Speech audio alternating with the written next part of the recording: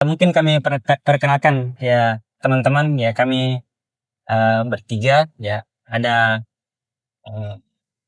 Dandung, kemudian Dandung ya, Mas? ya Dandung. Nama asli? Muksadat. Muksadat. Berteman di Facebook, Ustaz. betul. Oh, beliau. Iya, beliau juga aktif dia di Tapi kenapa dibilang Dandung? Kecil, Ustaz. Oh, gitu. Asli di sini. Sadat Pratama. Iya, gak jauh. Familiar. Selalu berinteraksi di. sesuatu. Oh, ini orangnya. Betul. Kuliah. Ya, terus Saya Nanang.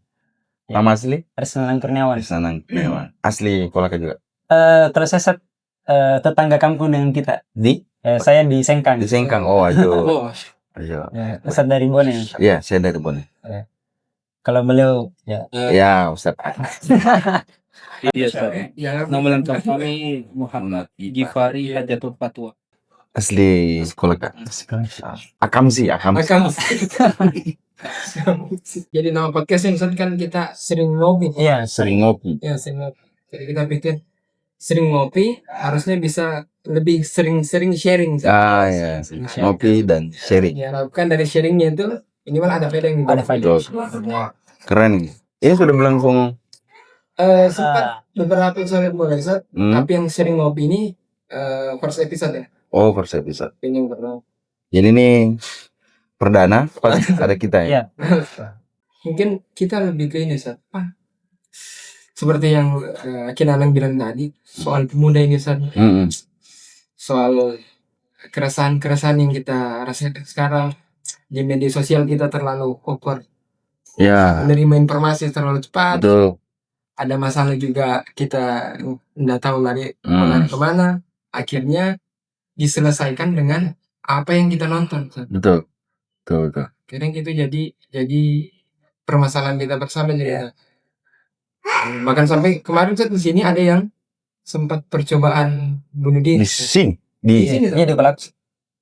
Sudah 2 kali. Di depan orang. Sudah 2 kali.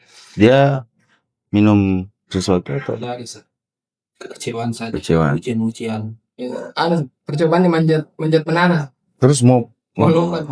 Memang itu terbentuk dengan lingkungan sebenarnya. Jadi di satu sisi kita juga tidak bisa sepenuhnya menyalahkan anak-anak muda kita. Tidak bisa, karena memang iklim semua tatanan mulai politik, ekonomi itu sangat mempengaruhi mereka. Yang antum sebut di kasus bunuh diri, yang terkenal sekarang kan yang viral itu yang di Jembatan Cangar, ya kan? Betul. Yang di perbatasan Batu sama Mojokerto. Iya. Hanya dalam 1 bulan, Maret, April, 2 anak muda yang hampir sama usianya, 24 tahun, meninggal. Dan makanya pemerintah sekarang mencoba untuk mulai mitigasi dalam pengertian pencegahan, dibangunkan penghalang di situ supaya pembatas, kemudian pengawasan yang lebih ketat. Dan kita juga sebagai elemen masyarakat itu tidak boleh abai dengan seperti itu. Mulai sekarang kalau kita lihat anak-anak kita, anak-anak muda kita punya problem, jangan biarkan mereka berjuang sendiri. Saya bilang sama teman-teman malah, kalau Anda punya masalah, cerita. Sekarang bukan lagi masanya kita bilang laki-laki kok curhat, laki-laki tidak bercerita. Oh enggak, silakan bercerita. Ya. Tidak bercerita tiba-tiba lompat. Ya, justru lebih bahaya. Ya kan? Maka sekarang kita perlu berpikir lebih terbuka juga. Saya sebagai orang tua, saya kan ya tampang aja yang masih muda. Ya sebenarnya anak saya sudah remaja, sudah kuliah semester 4. Masuk semester 4. Saya harus belajar. Saya dan istri di rumah bekerja sama belajar. Bahkan istri saya bela-belain kuliah lagi psikologi S1 di International Open University. Nah, bahan kuliahnya itu saya belajar juga tentang mental health. Itu saya juga belajar sekarang. Kenapa? Karena saya punya anak. Yang pertama yang saya belajar untuk gimana mengelola anak saya. Maksudnya ini kebutuhan kita sebagai orang tua dalam pendidikan anak kita. Pendidikan anak. Dan setelah itu kita melebar juga bahwa ternyata hampir semua orang tua punya pengalaman yang sama. Punya masalah yang sama. Nah sekarang saya dan istri itu berbagi. Nah, kemarin Iko tanya, kenapa enggak bawa istri? Saya bilang, sebenarnya mau bawa, tapi pas di Bone juga ada kegiatan itu, mental healing. Oh, Iya, dia pematerinya. Jadi, karena memang, ya apa ya, generasi sekarang itu sepertinya agak berbeda dengan generasi zaman kita dulu. Seperti gambaran kita kemarin. Nah sekarang anak-anak sekarang sangat terpengaruh dengan media sosial. Istilah-istilah seperti haus validasi, overthinking, itu kan istilah-istilah yang dekat dengan dunia media sosial. Sering saya bilang begini gambarannya. Sekarang ketika mereka hidup di media sosial menyediakan beberapa kolom. Yang pertama bikin status, di bawahnya share, like, komen.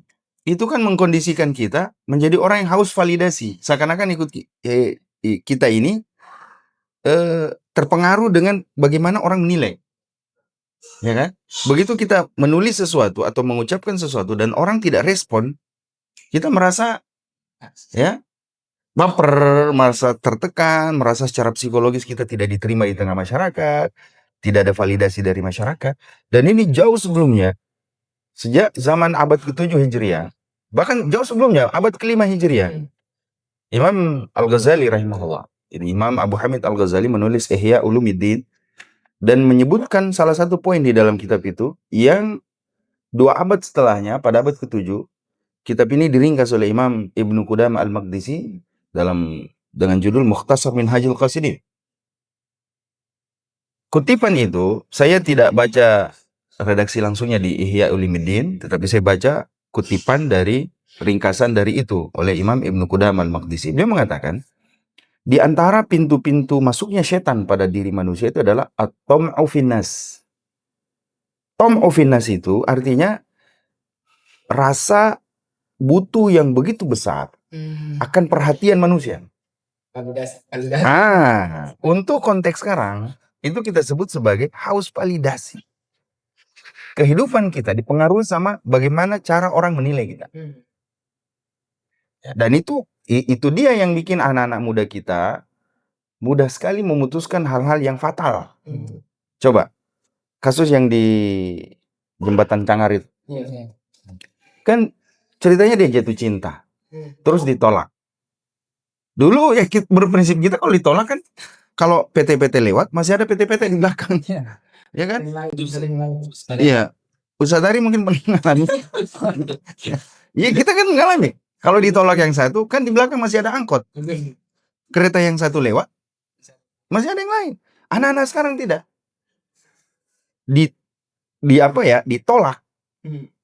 Tidak diterima, itu merupakan masalah besar bagi mereka. Jangan begitu. Sederhananya saja. Mereka bikin sesuatu misalnya. Bikin sesuatu di media sosial. Terus tidak dapat respon yang tidak bagus. Mereka bisa berhari-hari terpengaruh. Kepikiran, mental health.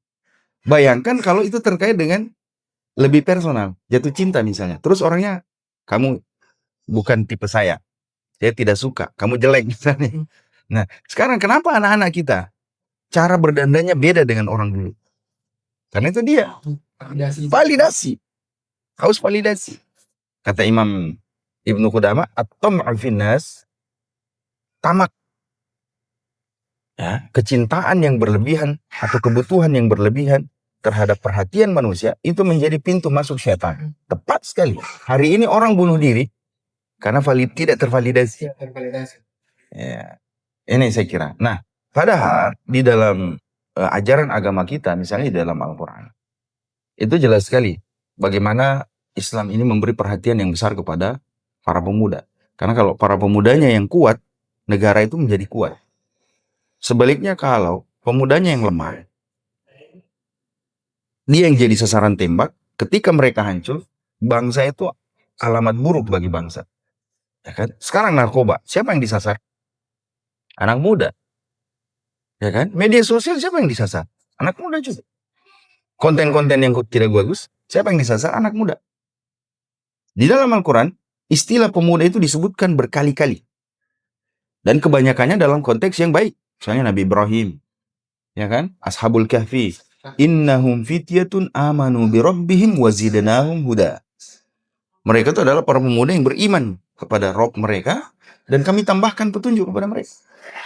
Dalam hadis Rasulullah SAW juga, penyebutan pemuda itu disebutkan dalam konteks yang positif, kemuliaan. Contoh di dalam hadis tentang 7 golongan pemuda, 7 golongan manusia akan mendapatkan naungan pada hari kiamat.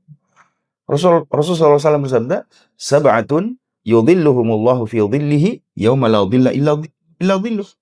Ada 7 golongan manusia yang nanti akan mendapatkan naungan, perlindungan dari Allah pada hari padang mahsyar ketika matahari didekatkan di atas kepala mereka. Hanya 7 golongan. Menariknya, satu segmen umur yang disebut.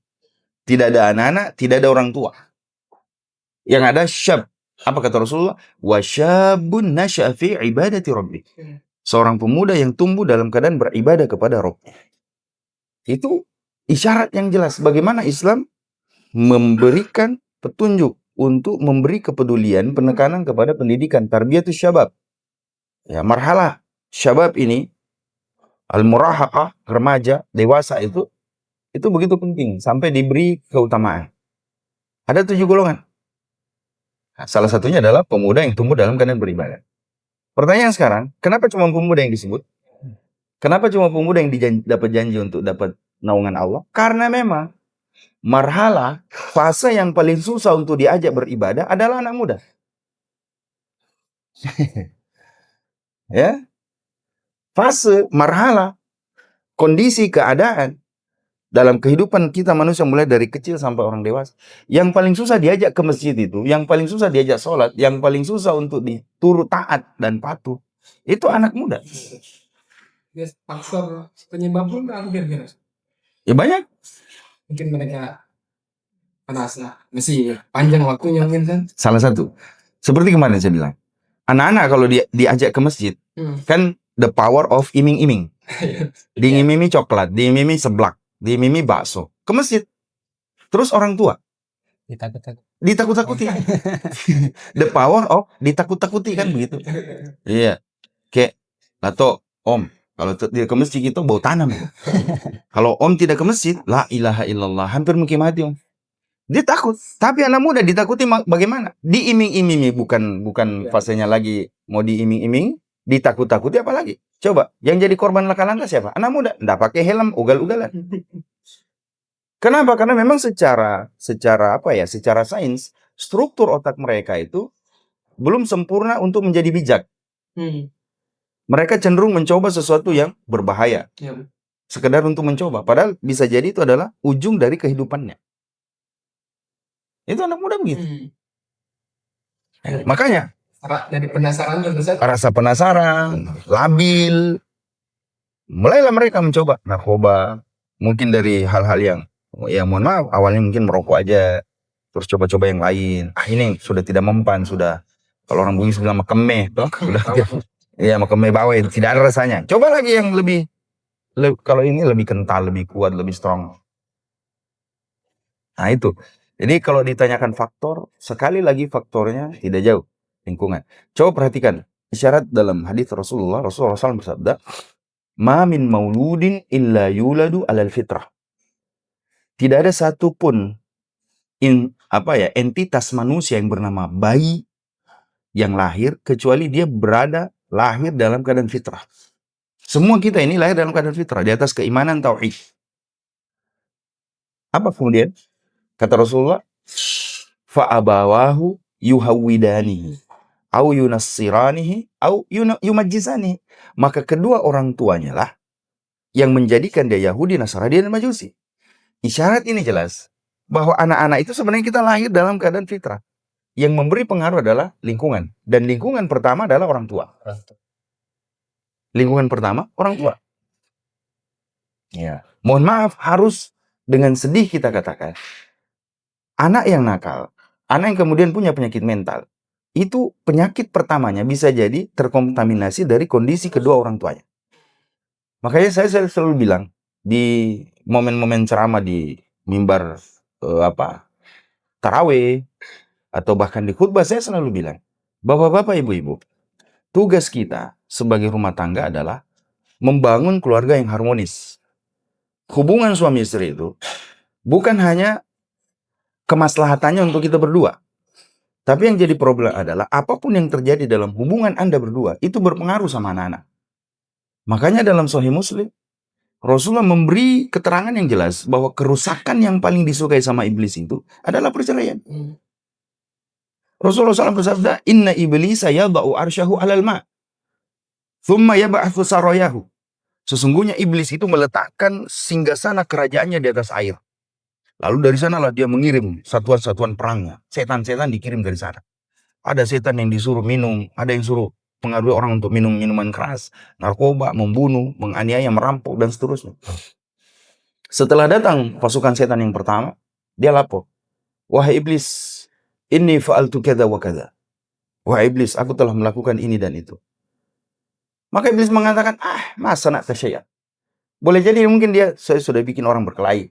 Saya sudah bikin orang minum minuman keras. Iblis dengan cuek mengatakan, masa nak tasyayat. Kamu belum bisa berbuat apa-apa. Apa yang kau lakukan itu belum ada maknanya. Tiba-tiba datang gerombolan setan yang kedua. Apa kata dia? Wahai iblis, ma taraktuhu hatta farraktuhu bainahu wa baina zaujati. Saya mendatangi satu keluarga, suami istri. Saya terus memprovokasi mereka berdua. Bikin satunya marah, satunya juga marah. Baku bombe. Ya kan? Bertengkar. Dan aku tidak tinggalkan rumahnya kecuali aku sudah berhasil menjadikan si suami menceraikan istrinya. Apa kata iblis? Ni'ma anta. Rasulullah mengatakan bahkan iblis memeluk setan ini yang berhasil menceraikan orang dan mengatakan ni'ma anta. Sebaik-baik setan adalah kamu. Sebaik-baik setan. Iya. Seburuk-buruk setan, pokoknya kamu setan yang paling the best. Setan terbaik. Dapat penghargaan. Penghargaannya dipeluk sama iblis. Kalau bahasa Bugisnya, ikona dicok setaku. Ya, kamu yang paling kurang ajar. Dari semua setan kamu yang paling. Nah, penghargaan itu diberikan kenapa? Karena berhasil membuat orang bercerai.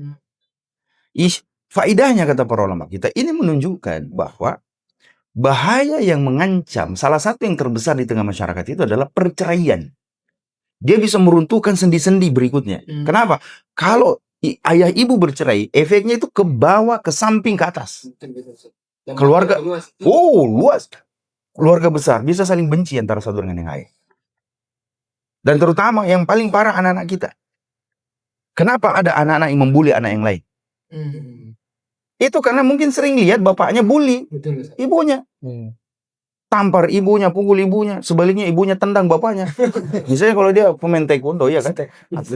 Sparring. Kacau kan jadi. Akhirnya dia di sekolah membuli anak yang lain. Mempraktekkan hal yang dilihat. Saya bilang sama bapak-bapak, tolong bapak-bapak, kalau marah sama istri, jangan secara verbal di hadapan anak-anak. Tahan.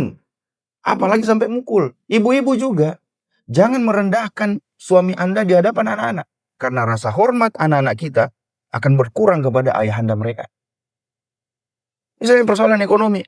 Jangan mengeluhkan ekonomi di hadapan anak-anak. Ayah, uang belanja kok sekarang segini saja. Tidak cukup untuk ini. Anak-anak akan wibawa ayahnya jatuh di mata anak-anak. Makanya Rasulullah SAW mengatakan, fa'abawahu yuhawidani. Kedua orang tua yang jadikan dia majusi. Kenapa? Karena memang lingkungan pertama. Bi'ah pertama tempat anak-anak hidup itu adalah keluarga. Baru lingkaran terluar, sekolahnya, teman-teman teman mainnya. Ada kan lingkaran di mana? Bahasa Indonesia kan yang kita hafal dari kecil. Buah yang jatuh daripada orang yang ambil lebih sayang. Enggak begitu kan semuanya? Oh, buah yang jatuh dari pohonnya. Buah jatuh tidak jauh dari pohonnya. Nah, iya. Itu kalau kita mengenyampingkan faktor yang lain. Kalau pohon itu tumbuh di pinggir sungai misalnya. Miring. Medan miring, ya kan? Dia akan menjauh. Buah itu akan menjauh. Yang kedua, kalau tumbuh di pinggir sungai. Pohon apel, pohon mangga, pohon durian jatuh di tepi sungai, dia akan mengalir jauh sampai ke laut. Ya kan? Sampai ke laut. Maka sekali lagi itu menunjukkan bahwa faktor lingkungan sangat berpengaruh. Jadi kita tidak usah terlalu jauh menyalahkan orang. Enggak. Yang pertama orang tua yang punya tanggung jawab. Nah, persoalan yang lain dari sisi orang tua. Orang tua terkesan kebanyakan membebankan pendidikan anak mereka ke sekolah, ke pesantren. Betul sih. Kalau sudah masuk sekolah lepas tangan. Lepas tangan. Lepas tangan. Padahal waktu yang terbanyak adalah di sisi mereka. Bukan sekolah. Seorang kiai di Bone, beliau guru di Ma'had Hadis, Pesantren Modern Biru. Ketika kami silaturahmi, dia bilang, Ustaz, susah memperbaiki citra pesantren hari ini. Kenapa? Karena dicitrakan pesantren itu sekolah anak-anak nakal. Nah, Pelarian. dari mana asalnya? Susah karena yang mereka maksudkan inputnya itu memang anak nakal. Jadi kita seperti bengkel reparasi. Anaknya nakal misalnya. Kasih masuk ke pesantren. Lempar di pesantren supaya jadi soleh. Ya, ada yang berhasil sembuh, ada juga yang tidak. Ya kayak bengkel di mobil, bengkel mobil, bengkel motor. Ini bisa diperbaiki. Nah, tapi kalau berprestasi, kamu di SMA 1, SMA 2, pintar. Jadi susah. Akhirnya citra kita terbentuk sebagai sekolahnya anak nakal. Artinya ini juga berpengaruh dari memang mindset orang tua juga. Mindset orang tua. Makanya pendidikan sebenarnya kalau kita lihat secara utuh itu menjadi faktor terpenting di dalam sebuah masyarakat. Tidak istilahnya tidak bukan sesuatu yang asal-asalan ketika Rasulullah SAW bersabda, "Thalabul ilm fardhatun 'ala kulli muslim." Isyarat pendidikan dan bukan sebuah kebetulan. Ayat pertama yang turun Allah berfirman, "Iqra' bismi rabbikal ladzi khalaq." Perintah untuk membaca. Pendidikan yang terpenting. Ingat Kaisar Hirohito. Ketika tahun 45 itu, Jepang hancur. Hiroshima dan Nagasaki hancur karena bom atom. Apa yang terjadi? Setelah berakhir periode itu, Kaisar Hirohito sebagai pemimpin Jepang cuman bertanya, berapa jumlah guru yang tersisa? Berapa jumlah guru yang tersisa? Dikasih tahu, yang hidup sekian. Dia bilang, kita bisa bangkit. Ini bukan orang muslim. Penyembah matahari mereka. Agama Shinto. Tapi dia berhasil bangkit dengan guru. Maka lahirlah Toyota, Nissan. Apalagi? Suzuki, Yamaha, Honda, dan sebagainya. Daihatsu, Kawasaki. Mereka yang sempat pegang teknologi sebelum akhirnya sekarang misalnya Cina yang maju atau Korsel. Dari mana? Dari pendidikan. Mereka sadar. Nah sekarang pemerintah harus kita dorong. Gajinya guru harus lebih tinggi daripada yang lain. Jangan yang pemain elektron lebih tinggi. Jangan artis yang lebih tinggi. Yang merusak masyarakat seharusnya jangan diberi akses lebih jauh. Harusnya guru itu yang diberi kesejahteraan, diberi kemakmuran lebih. Karena mereka yang mendidik masyarakat. Mulai dari yang bawah sampai presiden. Mereka jadi presiden coba karena siapa? Guru. Ya kan? Mulai dari guru yang formal, non formal, bahkan guru TK TPA. Belajar ngaji penting. Jangan dikira bahwa justru itu faktor terpenting. Anak kita diajari ngaji. Sekarang guru TK TPA berapa dapatnya? La ilaha illallah. Nah ini, jadi sebelum kita menyalahkan orang lain, saya sebenarnya kalau misalnya lihat anak saya 3, yang terakhir ini yang laki-laki sudah kelas 5 SD, sementara naik kelas 6 sudah muncul mulai ya sifat-sifatnya anak laki-laki, apalagi mungkin ikut terah bapaknya misalnya. Iya, dia kan copy paste dari ayahnya, copy paste dari ibunya. Jadi kalau anak nakal sebenarnya seharusnya kita banyak astagfirullah. Dia itu kan kopian dari saya. Jangan buru-buru menyalahkan orang. Artinya ketika ada orang tua yang mungkin dia juga gelisah dengan anaknya sendiri, kemudian dia bertanya-tanya apa penyebabnya, seharusnya langkah awal dari orang tua. Langkah awal orang tua muhasabah, belajar. Jangan tuntut orang lain, anak kita belajar. Kamu juga harus belajar. Karena mereka bertumbuh sesuai perkembangan zaman. Kapan ente tidak siap, selesai. Ya, anaknya akan rusak. Sekarang coba lihat, anak-anak berprestasi, bapaknya bilang, siapa dulu dong? Bapaknya. Tapi begitu anaknya bodoh di sekolah agak ya. Sekolahnya disalahkan. Sekolahnya pesantren macam apa nih? Kasih pindah lagi. Guru-guru macam apa ini? Datang hamuk di sekolah. Apalagi sekarang. Dulu kalau kita nakal di sekolah, dipukul sama guru, pulang mengadu ditambahi. Apamu yang di kiri, sini, kanan. Pak. Sekarang tidak. Anak-anak dicubit, mengadu. Orang tuanya datang ke sekolah. Penjarakan gurunya. Saya bilang sama kepala sekolah, kalau ada yang begitu suruh didik anaknya sendiri. Nggak usah bawa ke sekolah, suruh didik sendiri. Enak aja setiap marah datang ke sekolah. Nah, saya dulu sempat di Dewan Pendidikan selama 5 tahun. Jadi saya banyak dengar curhatnya juga kepala sekolah, guru-guru, ya. Dan itu fenomena yang kita dapat. Nah, sekarang pendidikan tidak boleh dibebankan ke sekolah, ke pesantren saja. Seharusnya yang punya peran besar itu kedua orang tuanya. Jangan lepas tangan. Jadi kerjasama gitu. Kerjasama yang bagus. Ayah ibu. Nah, di satu sisi juga, mohon maaf ini, kita semua ini bapak-bapak ya. Yang paling rajin ikut parenting seminar itu ibu-ibu. Itu ibu-ibu. Yang paling malas bapak-bapak. Itu setiap ada seminar, bapak-bapak dihitung 1-2. Tapi kalau ibu-ibu penuh, seakan-akan yang punya tanggung jawab hanya ibu. Padahal taujih Qur'ani, arahan Al-Quran, gambaran tentang pendidikan anak justru selalu menyebut orang tua. Ibrahim dalam surah As-Saffat, falamma balagha ma'ahu as-sa'ya qala ya bunay inni ara fil manami anni adbahuka fanzur madza tara. Luqmanul Hakim, ya bunayya la tusyrik billah inna syirka la zulmun 'adzim. Orang tua. Orang tua bapak, tidak disebut ibu. Hatta bahkan ketika Hajar yang melahirkan Ismail, peran Ibrahim yang lebih banyak disebut. Ini isyarat bahwa sebenarnya orang tua yang bernama ayah jangan mau lepas tangan. Begitu menggendong setengah jam, alih anakmu, ambil anakmu. Wah dicing, padahal kau yang bikin. Ya kan? Ini live ya? Ayo. Direkam saya. Nah, coba ada nggak bapak-bapak yang bisa menggendong 1 jam? Sudah jadi bapak? Ada satu. Antum sudah? Ya. Gimana rasanya menggendong anak? Nah itu dia. Ya kan? Padahal kita kan kerjasama bikinnya. Mana antum yang lebih bersemangat? Yang inisiatif mah. Anda sebagai bapak yang inisiatif, yang lebih bersemangat. Iya. Terus kenapa ketika bagian mendidik anak ini kita lebih banyak menyerahkan ke orang anak-anak, istri? Jangan begitu. Ya, kita harus berbagi peran. Berbagi peran salah satu mananya adalah ya jangan monopoli mendidik anak itu hanya iya. Bukan hanya istri, tapi bapak juga harus punya peran.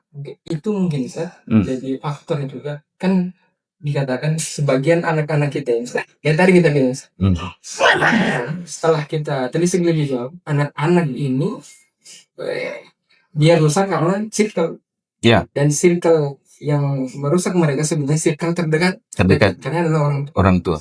Dan di antara peran orang tua, peran ayah yang cukup signifikan. Iya, signifikan, dan itu yang tidak muncul. Makanya ada istilah fatherless. Fatherless. Yang katanya menjadi salah satu sebab kehilangan arahnya anak-anak kita sehingga berbuat kenakalan. Betul. Saya bukan endorse ya. Saya cuma mau kita bapak itu belajar. Saya rekomendasikan satu buku yang bagus dibaca, judulnya Father Man. Ustadz Bendri, kalau tidak salah ya. Father Man. Coba baca buku itu. Buku itu salah satu arahnya adalah bagaimana membangun bonding. Membangun kedekatan ayah anak. Salah satu bentuknya adalah sekedar mengantar mereka ke sekolah. Kalau kita bukan dalam keadaan darurat, usahakan kita sendiri yang antar. Iya, karena akan ada masa di mana mereka sudah tidak mau diantar. Bahkan sekedar untuk berkumpul bersama pun sudah kesulitan karena mereka punya keluarga sendiri, usia yang begini, mereka kuliah di luar kota. Maka nikmati saat-saat kita berteman dengan mereka. Ciptakan suasana di mana berkesan pada diri mereka. Main bola sama-sama, camping sama-sama, mancing sama-sama. Temani mereka bermain. Saatnya kita sebagai ayah hadir di tengah-tengah mereka. Apalagi anak perempuan. Ya, harus dikatakan, penyimpangan seksual yang terjadi pada anak perempuan itu karena ayahnya kurang memberi perhatian ke dia. Iya, penelitian menunjukkan itu. Yang terjerumus pada misalnya prostitusi atau seks bebas, itu adalah anak-anak perempuan yang tidak mendapatkan kasih sayang dari ayah. Mereka butuh sosok pelindung, sosok teman curhat yang menyayangi mereka dengan sepenuh hati. Mereka cari di luar rumah. Nah, ketika dia tidak dapat dari ayahnya, dia cari di luar rumah. Nah, maka sekarang tidak bisa lagi seorang ayah itu abai terhadap pendidikan anak. Mereka harus hadir. Ya mereka bekerja di sektor luar rumah. Iya, tapi begitu selesai pulang ke rumah. Ciptakan suasana keakraban dengan anak. Sekarang terus terang ikhwan sekarang kalau ya saya lebih banyak di rumah sebenarnya sekarang. Kalau tidak ngisi tarbiyah keluar kota seperti ini, saya lebih banyak menemani dia. Berusaha memenuhi kebutuhannya. Dia suka mancing, saya belikan alatan mancing. Dia suka main bola, beli. Meskipun ya anak-anak bosan-bosan. Tapi saya juga tidak bosan untuk memenuhi sepanjang itu bisa memenuhi kebutuhannya untuk itu. Ini kan yang tadi arahnya ketika kita insya Allah telah mengetahui bahwasanya di antara faktor utama problem pemuda saat ini yaitu tentang faktor lingkungan, yang kemudian itu juga berawal dari lingkungan keluarga sendiri, sehingga kita mungkin selaku orang tua ya siapapun yang ada di sana ya yang berperan sebagai orang tua, maka ya pendidikan anak kita sekarang itu harus belajar, kita banyak belajar, kemudian kita mulai dari diri sendiri. Selalu kan kayak kita mau salahkan ke anaknya saja. Iya. Anakmu nakal, anakku nakal, bukan orang tuanya yang duluan nakal. Kemudian Ustaz, kembali lagi mungkin kita ke lanjutan pembahasan bahwasanya di antara kecemasan-kecemasan kita selaku aktivis pembinaan generasi muda ini melihat anak-anak muda yang itu tadi dengan beberapa kasus. Sebenarnya kalau kami melihat sosial media kan banyak juga sebenarnya anak muda yang produktif, yang berprestasi, betul. Kemudian juga di sisi lain kalau kami melihat juga ada beberapa yang anak muda gelisah dan kadang mengetahui bahwasanya solusinya adalah kembali ke agama. Namun ini juga kadang ada polemik yang mengakibatkan pemuda ini kadang bingung. Dia agak ragu dengan kembali kepada agama. Terus karena, agama yang mana? Belajarnya kemana? Iya. Apalagi banyak kasus juga, misalnya kadang ada framing tentang pesantren-pesantren yang mohon maaf ada kiai yang kan, sehingga artinya yang awalnya mereka tahu bahwa solusinya kembali kepada agama, akan tetapi timbul lagi takut karena itu sama oknum negatif termasuk bukan hanya sekedar skala pesantren misalnya, ada juga mungkin ustadz-ustadz yang kalau kita secara akal sehat kita melihat bahwa ini nggak masuk akal. Nggak masuk akal. Sehingga ini juga bisa menjadi kecemasan bagi kita. Yang mungkin anak-anak muda ini dia mungkin lebih cenderung mengikuti konten-konten mereka, menganggap itu adalah solusi. Kira-kira ini bagaimana? Jadi sekarang solusinya kita sudah punya tawaran sebenarnya. Kembali ke Islam. Terus pertanyaannya Islam yang mana? Islam yang mana? Ya kan begitu. Nah, jadi sekarang yang perlu kita lakukan adalah sosialisasi yang masif, termasuk melalui podcast seperti ini, kan? Bayangkan kalau setiap ormas, setiap lembaga yang peduli dengan masalah ini bekerja sama, semua dengan pemerintah. Pemerintah, gandeng pemerintah, kita difasilitasi misalnya bekerja sama, kita diberi ruang untuk sosialisasi. Itu dampaknya akan signifikan kalau kita konsisten. Kita memang konsisten terus memanfaatkan seluruh bentuk media untuk itu, saya yakin akan ada dampaknya. Cuman persoalannya sekarang adalah memang di tengah masyarakat kita salah satu problem adalah tempat belajarnya itu yang tidak semuanya kita bilang tidak recommended. Ada yang sekedar modal bicara sama malaikat, bicara sama cacing misalnya. Gondrong. Iya, bicara sama cacing, bicara sama macam-macam. Nah, semut. Nah, ini kan sebenarnya kalau orang masih memfungsikan akalnya, tentu tidak akan ke sana. Tidak akan ke sana. Karena kita tahu juga bahwa hal-hal seperti ini memang, mohon maaf, sepertinya memang sengaja dilestarikan. Dia dilestarikan untuk emang merusak. Maksudnya memang ada gerakan khusus yang mungkin ada gerakan khusus menghancurkan generasi kita dengan cara seperti itu. Belum lagi model dakwah Islam yang pakai joget-joget, pakai sholawatan tapi nyanyi-nyanyi.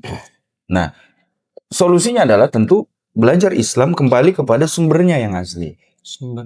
Yang berdasarkan Al-Quran, berdasarkan Sunnah Rasulullah SAW dengan pendekatan yang betul-betul Islami. Bukan hanya niat yang Islami, tapi prosesnya, bagaimana pendekatannya, sistemnya juga memang harus betul-betul Islami, tidak menggunakan elemen-elemen yang ya mungkin kita bilang, kita bisa mengatakan mungkin di wilayah khilafiyah perbedaan. Tapi kalau mau selamanya tidak usah menyentuh yang khilafiyah, tidak perlu ada musik-musiknya, tidak perlu ada nari-narinya, kita belajar yang real saja. Tidak perlu ada embel-embelnya. Nah, tantangannya kemudian adalah secara, kalau kita bisa bilang secara kebiasaan, anak-anak muda memang suka yang meriah-meriah. Iya, meriah. Suka yang penampilnya audio visualnya keren, menarik. Nah, harus menjadi catatan memang, menjadi pelajaran. Waktu seorang ustadz tampil dengan audio visual yang menarik, ustadz, ya saya tidak usah sebut namanya, itu kan bahkan harus bayar mahal. Iya. Itu banyak orang datang. Banyak datang. Nah itu jadi cerminan. Itu jadi cermin bahwa memang tantangan kita sekarang adalah ormas, lembaga keagamaan yang ingin memperkenalkan Islam dengan baik, seharusnya juga ikut tuntunan zaman. Medianya diperbaiki. Value-nya ditingkatkan. Metodenya, sistemnya, pendekatannya, audio visualnya, penampakannya, layoutnya, itu yang harus jadi. Sekarang bukan lagi zamannya kita tampil asal-asalan misalnya. Jangan cuman berlatar mimbar saja. Maksudnya adalah adakan di mana dengan mendatangkan ini dan seterusnya. Kalau perlu bekerja sama, ada sinergi dengan siapa begitu. Baru bisa menyentuh mereka. Kemudian manfaatkan seluruh TikTok, Instagram, Facebook, YouTube. Manfaatkan semua media untuk itu. Meskipun ini memang tidak mudah. Tidak mudah. Karena misalnya kalau di ormas, kita bicara ormas. Di ormas itu memang harus ada divisi yang mengatur itu, yang mendapatkan suplai dana. Mohon maaf, logistiknya harus bagus juga. Karena kan pekerjaan tidak mudah. Ya. Tidak mudah, tidak gampang. Setting, mulai dari flyernya, pamfletnya, semua iklannya, itu kan butuh logistik. Tidak bisa tidak. Jadi kalau sebuah lembaga mau serius untuk itu, memang harus ada penganggaran untuk itu. Tidak bisa tidak. Dan tajarrud, maksudnya harus fokus di situ. Ada orang yang ditunjuk secara fokus yang memang mengelola itu. Dan itu yang terjadi pada gerakan-gerakan atau bentuk-bentuk ini yang sudah sukses. Memang mereka fokus. Peralatannya dilengkapi. Saya pernah dengar bahwa kameranya saya dengan pirantenya itu ratusan juta. Iya, ratusan juta. Ya mau, ibaratnya kita mau dapat ikan besar ya, umpannya juga harus besar. Alatnya harus proper. Ya, ibaratnya kalau mohon maaf ya, kalau misalnya kita bicara mancing ikan yang besar, ya jorannya harus pakai Zinak, Yamaga Blank misalnya, atau Daiwa, Shimano, ya kan? Jangan pakai. Iya, itu misalnya kalau kita bicara mancing. Iya, iya kan?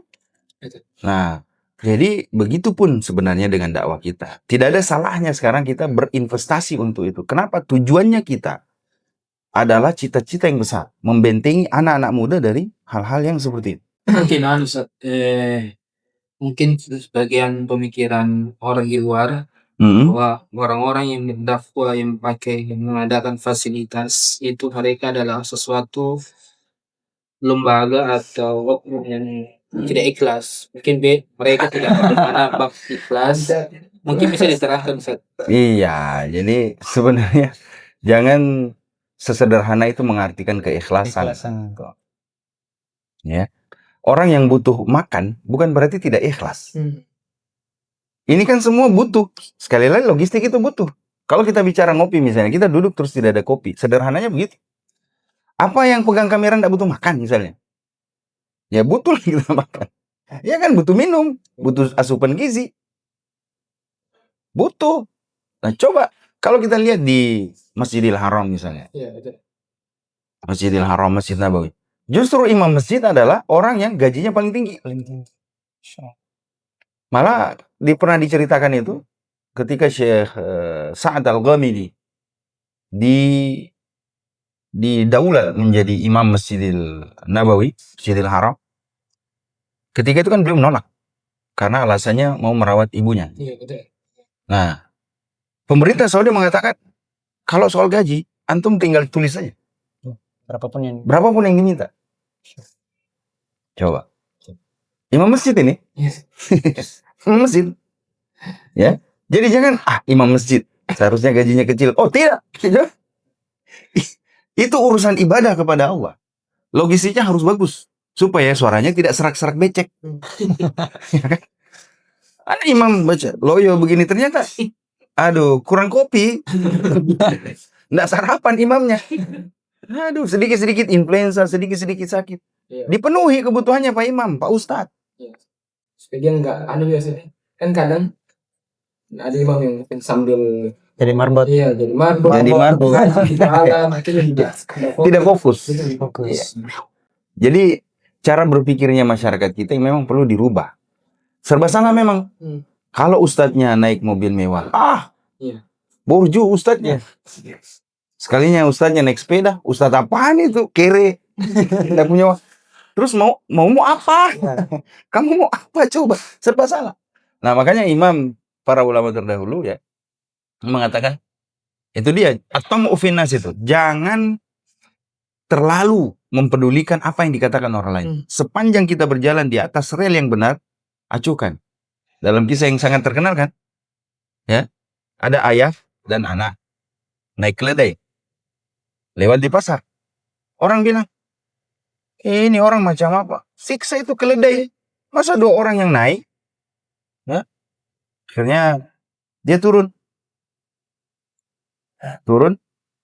Anaknya yang di atas, dia di bawah.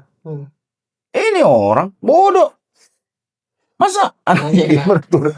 Terus dia bongkar lagi. Dia lagi yang naik, anaknya di bawah. Ayah macam apa yang naiknya?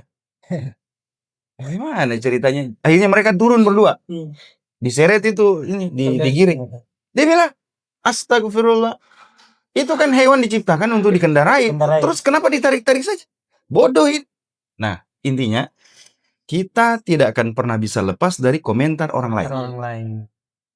Tidak pernah lepas dari perhatian orang lain. Anda bikin begitu, pasti ada yang komentari. Anda bikin begini, ada juga yang komentar. Bahkan baginda Nabi SAW yang akhlaknya, adabnya sudah sempurna pun, dikomen dan dibully sama orang lain. Bagaimana dengan kita yang penuh kekurangan? Jangankan Nabi Muhammad, Allah saja yang maha sempurna, dikomen sama orang kafir. Coba, dicela sama orang kafir. Allah itu. Jadi kita posisi dalam kondisi seperti ini lebih pantas lah kita jadi bahan gunjingan orang. Tapi sepanjang kita berjalan di atas rel yang benar, tidak usah terlalu peduli dengan ucapan mereka. Ya, fokus, ya, move on, dan seterusnya. Kemudian tadi yang dibilang bahwa kita tidak akan bisa terlepas dari komentar orang lain. Ya. Ya kemudian kan di awal tadi juga Ustaz bilang bahwa memang tidak bisa dipungkiri komentar orang itu. Ya, perlu validasi dan sebagainya. Yang kemudian juga ini juga menjadi problem sehingga banyak anak-anak muda yang stres dan lain-lain karena penilaian orang lain. Jadi artinya solusinya bahwa setiap penilaian orang lain itu kita tampung, kemudian justru dijadikan sebagai bahan inovasi. Betul. Bahan inovasi lagi. Betul. Bukan dijadikan sebagai sebagai sarana untuk merenung dan kemudian stres dan sakit. Ya, betul. Saya sepakat. Jadi komentarnya orang lain, kritikan, apalagi kalau koreksian orang lain, ya harus memang menjadi bahan pertimbangan, bukan malah bikin kita sakit. Jadi disaring juga. Media sosial menyarankan kita untuk blokir, ya kan, unfollow, hapus. Ya. Coba. Jadi kan begitu juga dengan komen-komen yang datang, bulian yang datang, disortir aja. Yang tidak membangun ya disisihkan, yang membangun disimpan. Karena tidak semua koreksian juga itu buruk. Tidak. Saya sering dapat koreksian, terutama dari istri. Ya, makanya kalau misalnya mau pergi ke satu tempat, terus dia, Abi, kompor, pakai anta, maksudnya kombinasi pongoro, maksudnya nggak nyambung, nggak matching, bajunya apa, celananya apa, songkoknya apa, boleh. Jadi, ya itu istilahnya istri, kompor, dia bilang kombinasi pongoro. Akhirnya saya ubah, ya kan? Ada juga ikhwah bilang, Ustaz tidak cocok pakai topi begini, dia bilang. Nah, akhirnya kadang saya pakai peci. Ada juga yang bilang, Ustaz tidak cocok pakai peci. Ya macam-macam. Nah, tapi saya sesuaikan kondisi aja. Ya kan, sesuai kondisi. Kalau santai begini, kalau apa, sesuai kemampuan juga, ya kan? Nah, tapi itu jangan sampai menjadikan kita sakit. Iya.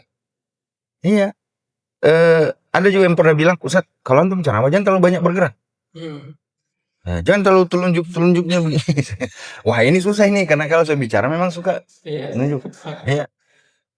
Pernah ada orang yang sampaikan, Ustaz, mohon maaf ya, saya perhatikan kalau Ustaz bicara itu selalu menunjuk-nunjuk orang di depan. Ya, saya bilang, wallahu alam, saya ya mungkin kebiasaan. Ada juga yang bilang, Ustaz, kalau antum ceramah selalu nyebut nama orang yang hadir. Ya, contoh kemarin kan sebut semua. Saya bilang, ya itu kebiasaan juga yang susah. Saya bilang, orang yang saya kenal tentu saya tidak sebut dalam konteks negatif. Itu satu. Yang kedua, tidaklah saya menyebutnya kecuali saya merasa nyaman. Ya kan, saya merasa akrab dengan dia sehingga ketika saya sebut di hadapan orang, saya merasa karena tidak mungkin dia marah.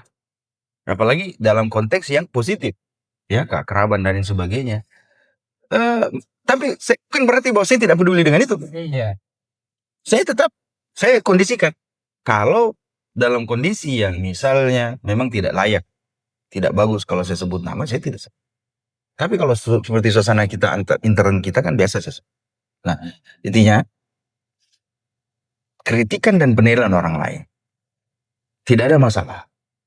Sepanjang kita bisa memilah-milah yang mana yang membangun, yang mana yang tidak membangun, yang mana yang sifatnya membuli, yang mana ini, ya sisihkan aja, enggak usah dibaca. Ya kan? Gampang. Saya sekarang tidak mau berdebat. Saya tidak mau berdebat. Di media sosial kalau bikin status dan sudah, saya abaikan. Atau kalau sudah terlalu kasar, saya hapus. Selesai. Saya tidak mau banyak berdebat. Ya, lagi lucu-lucunya begini nih. Berdebat itu hanya menaikkan kolesterol.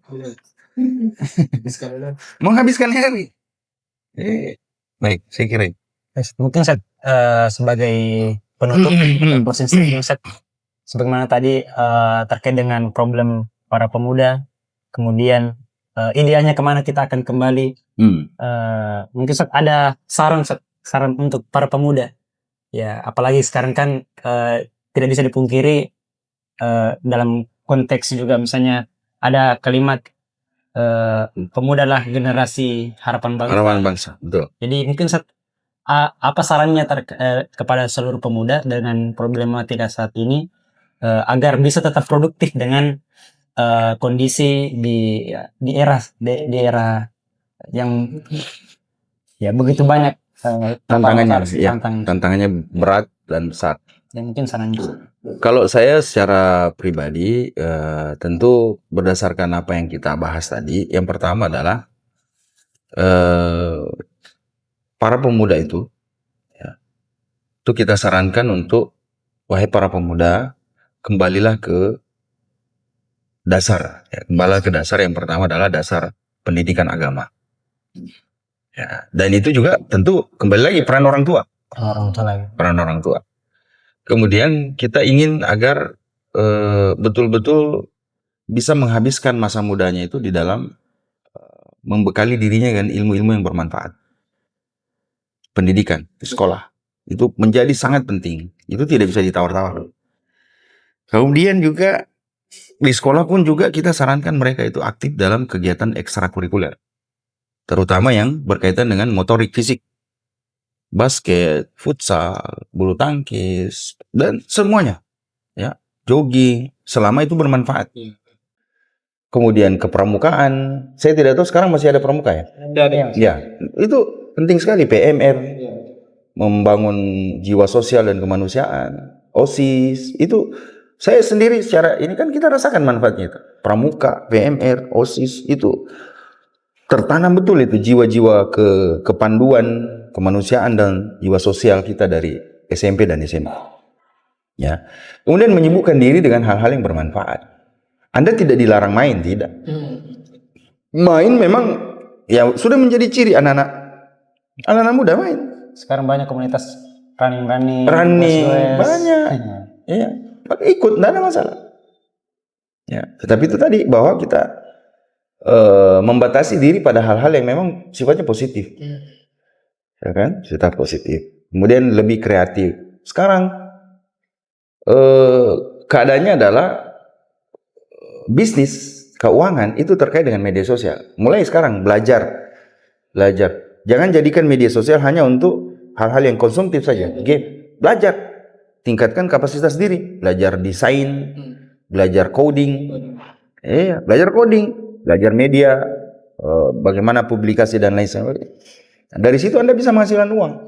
Anak-anak muda di Amerika itu bisa menghasilkan miliaran rupiah hanya dari media sosial.